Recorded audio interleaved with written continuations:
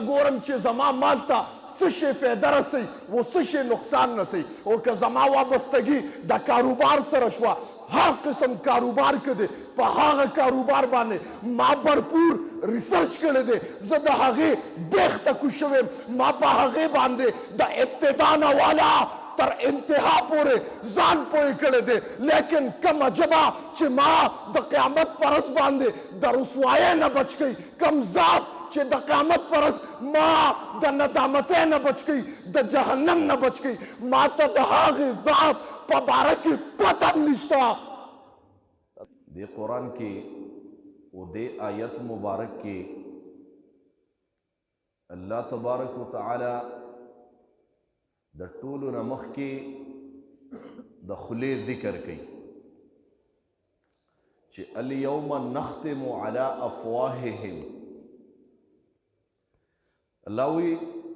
د قیامت پر ورځ به انسان په خوله باندې مهر ولګوم. انشاءالله نننۍ جمعه به ټول بیان د خولې متعلق کو خو د بیان موضوع د نبی علیہ الصلوۃ والسلام مبارک د خولې مبارکې ده. په هغې کې درې څیزونه دي. یو د نبی علیہ السلام مبارک خوله مبارکه، یو د نبی علیہ الصلوۃ والسلام مبارک غاښونه، او دریم د نبی علیہ الصلوۃ والسلام مبارک شونډې څنګه وي. د دریو دغه باندې خبره کوو. خصوصا که موږ او تاسو وګورو نو هر انسان خوله او ژبه لري. دا خوله او ژبه د انسان په زندګۍ کې یو اهم حیثیت لري. ځکه موږ او تاسو که وګورو یو سړی ډیر مالدار دی، ډیر زیات ښکلی دی، ډیر جایداد دی ورسره، ډیر اولاد دی،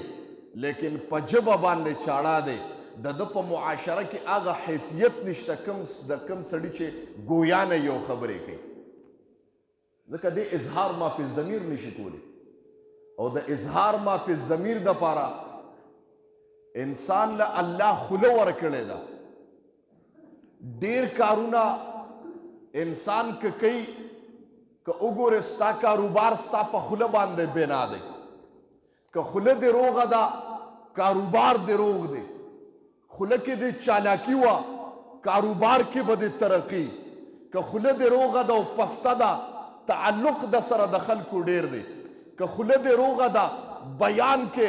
ذکر کې، خطبه کې، قرآن تلاوت کې، هلکه د دې دغه داسې دی چې ثوابونه میلاویږي. د ما محترم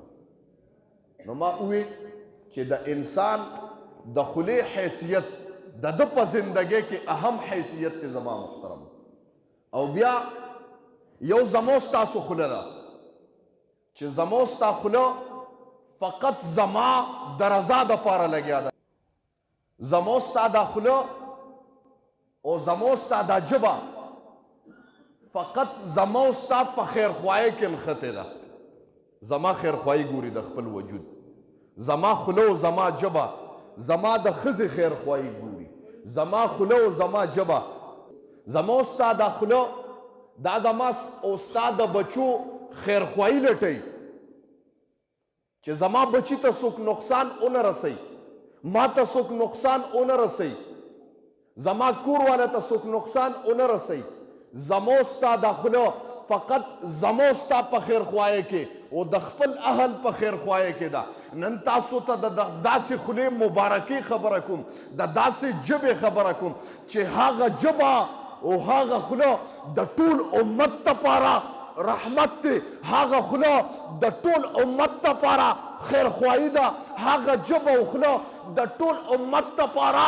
یو عظیم حیثیت لري. هغه ژبه او خوله داسې ژبه او خوله ده چې د ټول امت د مغفرت دپاره اواز اوچتوي. هغه داسې خوله او ژبه ده چې د ټول امت د بچو د جهنم نه اواز اوچتوي. داسې خوله ده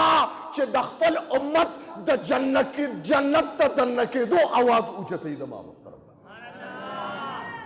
نو بیا د داسې خولې ذکر ولې نه کوم. او تاسو ته به یو خبره وکړم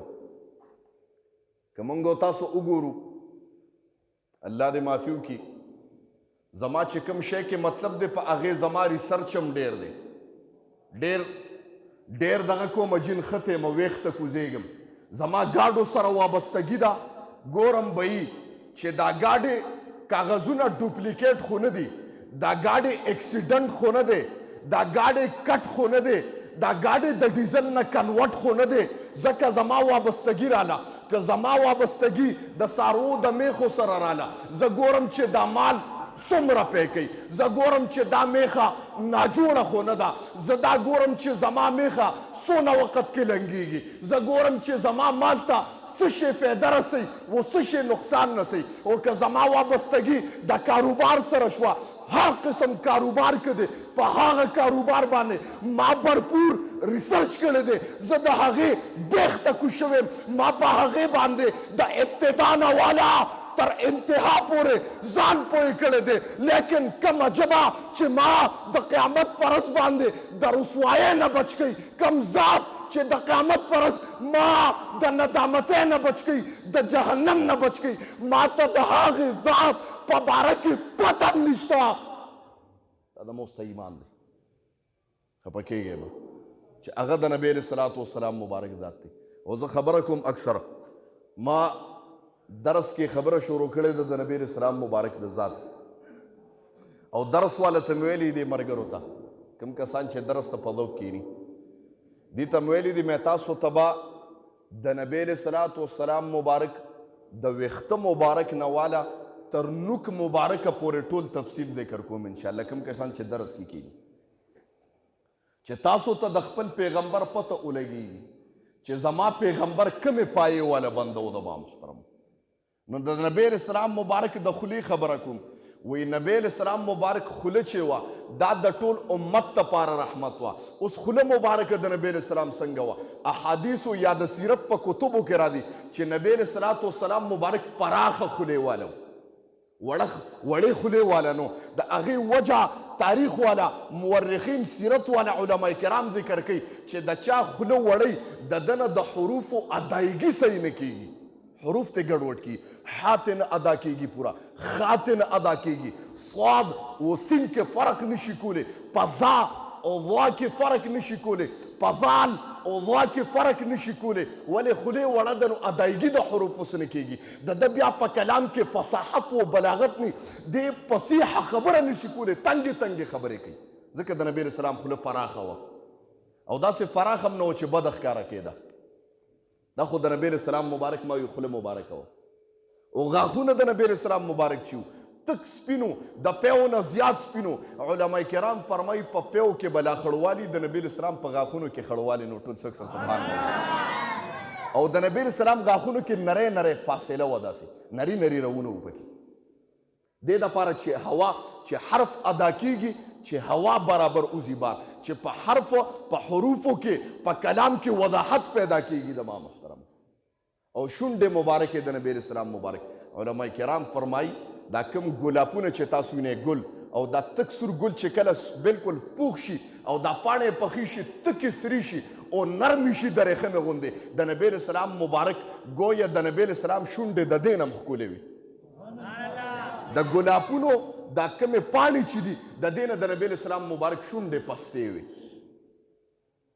ما وی خوله د نبی علیه السلام زه اکثر خبره کوم د سیرت د نبی علیه السلام مبارک ذات ټول ذات د نبی علیه السلام چې کوم دی نو معجزه وه ما نن خبره د خولې کوله چې د نبی علیه السلام مبارک خوله دا رحمت دی د ټول امت دپاره یا حبیب سلام علیکا سلام